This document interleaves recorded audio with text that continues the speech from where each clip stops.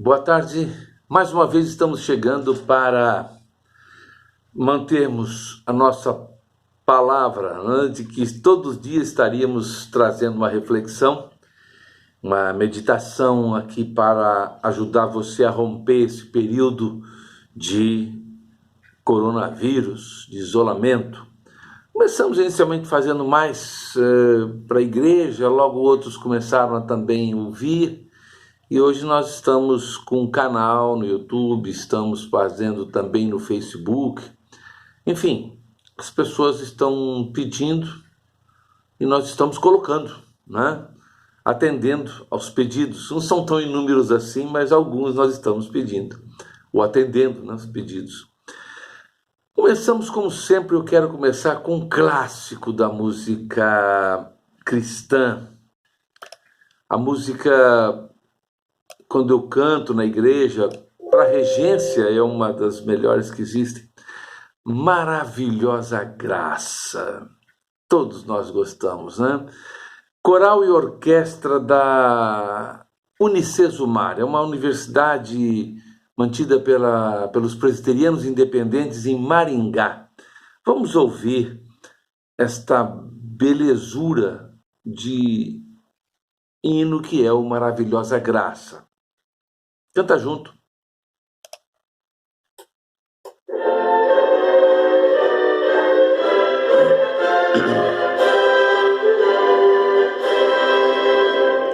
Maravilhosa graça, para meu pecado, como poder transformar, como de começar, toda alegria minha alma, teve toda calma, pela maravilhosa graça de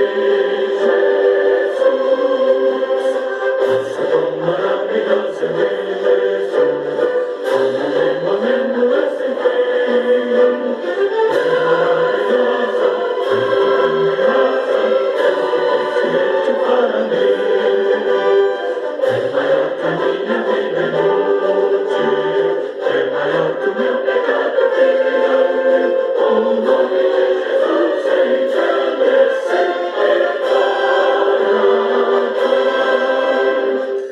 maravilhosa graça da vida terrenal, por ela destoado, com a mansão real, ela não me amparo, uso de Deus sagrado, pela maravilhosa graça de Jesus. Essa tão maravilhosa de Jesus, é meu momento é sem fim. É maravilhosa, é tão grandiosa, é suficiente para mim. É maior que a minha vida inútil, é maior que o meu pecado vil. O nome de Jesus engrandecer e glória dar. Maravilhosa graça, omnipresença com seu poder transforma, comunicador falaz, são uma verdade, porta de eternidade, pela maravilhosa graça de Jesus. Essa tão maravilhosa de Jesus, meu momento vai ser conhecido. É maravilhosa, é grandiosa, é suficiente para mim. É maior que a minha vida inútil, é maior que o meu pecado vil. O nome de Jesus engrandecer e glória dar. Amém. No nome de Jesus nós possamos engrandecê-lo e dar sempre glória por essa maravilhosa graça que ele nos concedeu. Querido, hoje está muito frio aqui, viu? Hoje Itatiaia resolveu mesmo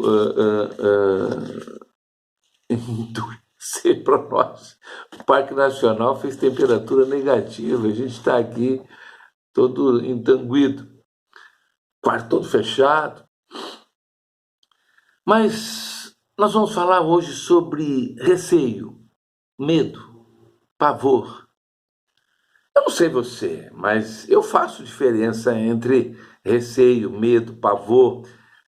Receio para mim é aquela preocupação, vamos dizer assim, sentimento que se caracteriza pelo temor, pela insegurança diante de algum acontecimento considerado negativo, ou até mesmo provocado por uma percepção de algo que se julga perigoso, seja ele presente, futuro, real, suposto, não importa. Um exemplo clássico é o receio, por exemplo, de não passar numa prova. Tenho medo de não passar nessa prova. Não é um medo, é um receio. Medo já é um estágio emocional que se caracteriza por um intenso sentimento, geralmente desagradável, ou habitualmente desagradável. Ela surge muito vamos dizer assim, numa resposta, né, consequência, mas numa resposta à consequência perante uma situação de um eventual perigo, né? As pessoas têm medo das coisas, as pessoas têm medo. Normalmente a mulher principalmente sente medo de barata, né? Esse sentimento de barata, rato, medo de escuro, sente medo de altura. Pavor, eu já entendo que é o superlativo do medo, ou seja, é quando a sensação do medo ela se torna muito mais intensa e vem com a porção de consequências, sudorese, né? Treme, a pessoa desmaia, enfim. É o mesmo exemplo que a gente pode dar em relação ao medo, só que ele é superlativo, não é? Por exemplo, eu tenho receio de andar de avião. Eu já viajei várias vezes para o exterior e tal, mas eu fico muito apreensivo quando eu estou andando de avião. Eu costumo dizer, eu sei lá, o negócio está lá em cima, e se der um defeito, a oficina é aqui embaixo. Eu não tenho muito, não confio muito, não. Prefiro ir de carro, mas vou de avião se não tiver outra hipótese. Mas é um receio que eu tenho de andar de avião. Eu tenho medo de água.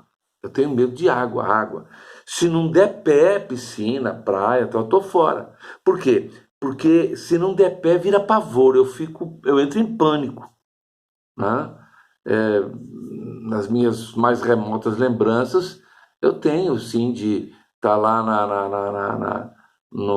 em Palma. Me lembro de Palma, uma vez numa brincadeira, me jogaram numa bobagem ali, nem é tão fundo assim, mas tem uma cachoeirinha que cai lá embaixo, né, perto daquelas casas dos Letos, e onde era oficina de força. E aí, brincando, tal, me jogaram lá. Eu não sei porquê, ou se a força da água, por alguma razão eu tive dificuldade de sair, acho que até hoje eu me lembro daquilo. Tinha que vencer isso, mas deixa pra lá. Tô velho já e não vou mais pular embaixo de cachoeira. Não sei das nossas aqui, que são tranquilas. Mas nesse período de quarentena pelo coronavírus, eu tenho visto pessoas, sim, que vão do receio ao pavor, principalmente por medo da morte. Vou morrer, e tal. E a pessoa tem aquele pavor, né? Mas o que Deus nos fala a respeito do medo? O que nós temos na Bíblia a respeito desse sentimento? Deus fala que não é bom não ser dominado pelo medo. O medo é até um sentimento natural, sim, mas ele pode até chegar a nos paralisar, pode nos levar a tomar decisões erradas. É por isso que nós temos que controlar isso. É o medo, por exemplo, de estar numa situação que você talvez não possa controlar, e aí entra o coronavírus e entra diversas situações da nossa vida. E o que eu temo de aprender é confiar em Deus. Eu tenho que aprender isso. Você também tem que aprender a confiar em Deus, porque quem confia nele não precisa ter medo do futuro, não precisa ter medo de nada. O medo, quando ele é, e se a gente puder, né, bem administrá-lo, ele não deixa que nós antecipemos coisas ruins, que nós fiquemos preocupados com essas coisas, ou até mesmo com outras pessoas. O medo pode ser útil, o medo pode ser até útil quando nós levamos em consideração que ele nos serve de aviso, por exemplo. O medo instintivo, ele nos protege de situações perigosas, nos avisando do possível perigo, nos levando à ação, por exemplo, não, eu não vou encostar aqui porque isso aqui é muito alto, pode romper, eu caio lá embaixo, então você se precavém. Quem tem medo, por exemplo, de um cão vindo na sua direção, vai logo se desviando do caminho, toma suas precauções. O medo, por exemplo, pode nos ajudar a evitar o mal, né? O medo das consequências negativas, ele pode nos proteger de fazermos muitas coisas erradas. Eu diria, quem é que não tem medo da prisão e nem do castigo de Deus, por exemplo, não tem problema em matar outra pessoa. O medo pode nos levar até a Deus, inclusive. Às vezes, quando o medo é muito e a situação está fora do nosso controle, nós, nesse momento, passamos a confiar mais em Deus. O medo nos ajuda a lembrar que sem Deus nós estamos perdidos. Pode ver lá, Salmo 56, nos versículos 3 e 4. O medo é ruim, sim, quando ele nos paralisa. Aí ele pode ser ruim. A vida não pode parar por causa de um medo do futuro, por exemplo. Não sabemos o que vai acontecer e não adianta nós ficarmos preocupados com todas as coisas ruins que poderão acontecer. O medo é ruim quando nos leva às más decisões. O medo pode distorcer a realidade. Quem tem medo pode tomar uma decisão errada, porque só está pensando no medo que está sentindo e não naquilo que pode ser o melhor. O medo pode causar desespero quando nós esquecemos de Deus. Quando nós não nos lembramos mais de Deus, o medo acaba destruindo a nossa esperança. Confiar em Deus é uma recusa de se entregar ao medo. É voltar-se a Deus mesmo nos tempos de escuridão, confiar que Ele vai consertar as coisas. Essa confiança, ela vem de conhecer a Deus e saber que Ele é um Deus bom e que quer apenas dar o melhor aos seus filhos. A nós Ele só quer dar coisas boas. Quando tivermos aprendido realmente a confiar em Deus, não mais teremos receios, medos, pavores das coisas que temos que enfrentar normalmente na nossa vida. Aí seremos como o salmista. Agiremos como o salmista, no Salmo 5:11, diz assim, se você tem a sua Bíblia: mas alegrem-se todos os que confiam em ti, exultem eternamente, porquanto tu os defendes. Sim, gloriem-se em ti os que amam o teu nome. E nós vamos agir conforme também nos recomenda o apóstolo Paulo em Filipenses 4, 6 e 7. Não andem ansiosos por coisa alguma, mas em tudo, pela oração e súplicas e com ações de graças, apresentem seus pedidos a Deus, e a paz de Deus, que excede todo entendimento, guardará o coração e a mente de vocês em Cristo Jesus. Afaste o medo. Avião não vai cair, não. Não vai cair, não. A barata não vai te atacar. Sabe por quê? Em todas as situações, Deus é contigo. Que você tenha essa certeza, que você tenha essa confiança. Viva sem receios, sem medos, sem pavores. Apenas com a sensação de que Deus está contigo.